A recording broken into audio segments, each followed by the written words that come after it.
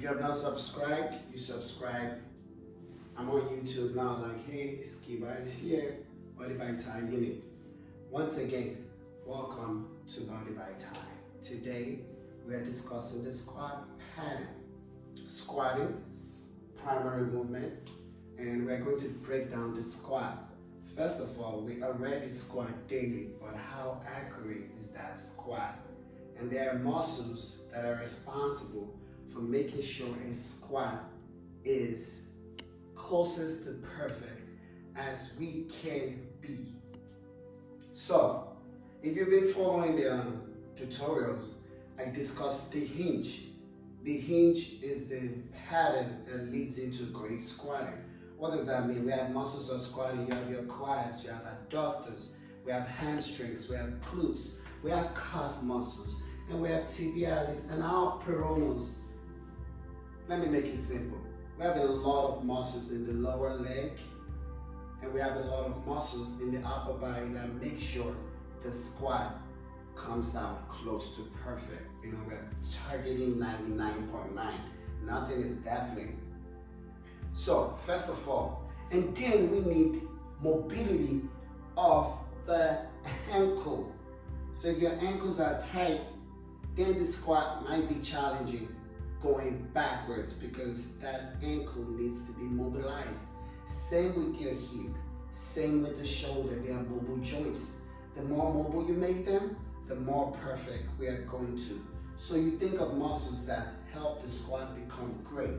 First of all, you think of stretching those muscles more like activating those muscles. So let me change sides here so that we can have a perfect visual. You're thinking of your hip flexor muscles, psoas and iliacus. They are connected to your core.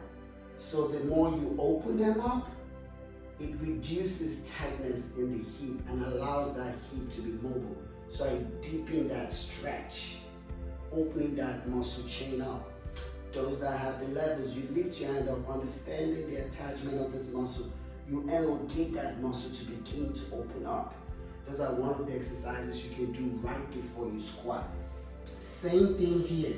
I'm stretching those flexors. At the same time I'm stretching flexors, I'm opening that external rotation of the hip here, and I'm balancing.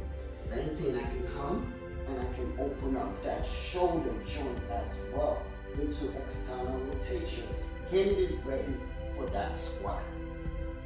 Same thing here.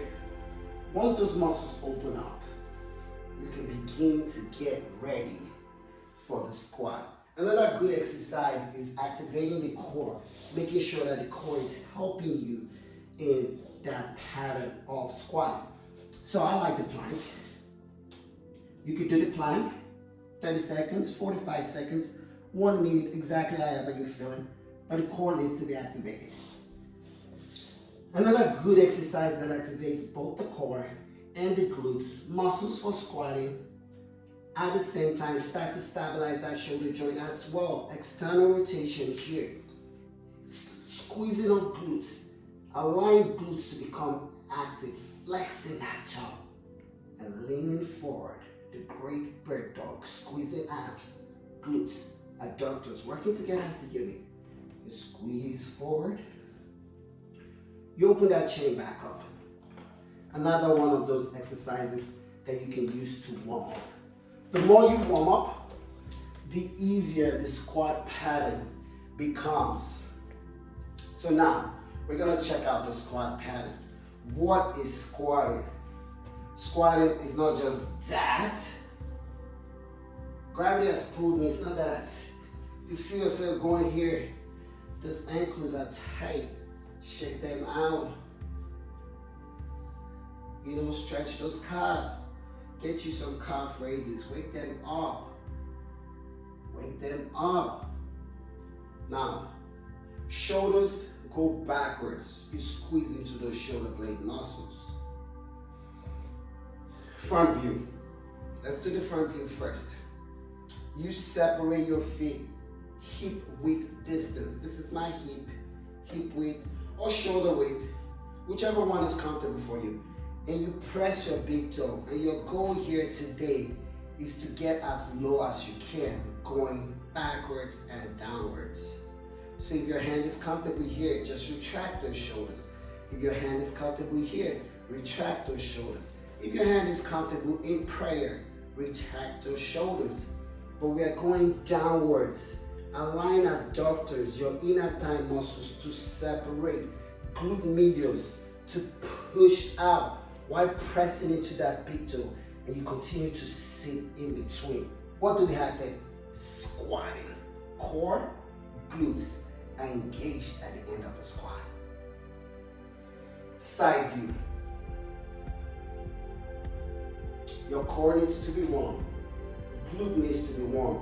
Hamstrings, quads, calves. Actually, your whole anatomy, the more warm it is, the more you challenge gravity. Going backwards into that hinge and pressing and sitting into that squat.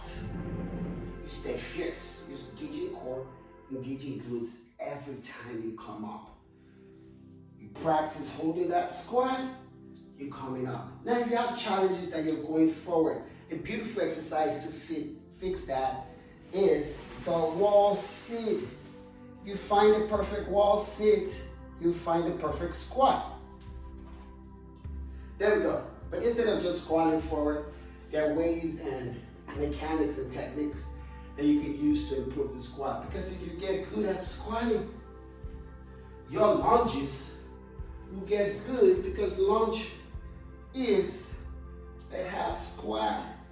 You should be able to come out of a lunge into a squat immediately. I hope this video was educational enough for you to see exactly where your body needs to be when you're squatting and muscles that need to be activated before squatting. And working on the squat body weight is more effective than doing it with weights, because the greater you get at the movement pattern, which is natural, the greater you will get at weights. Thank you for supporting Body by Ty. Do my best to make sure we continue to keep this rolling. You have a beautiful day. That was the squat pattern. Nice.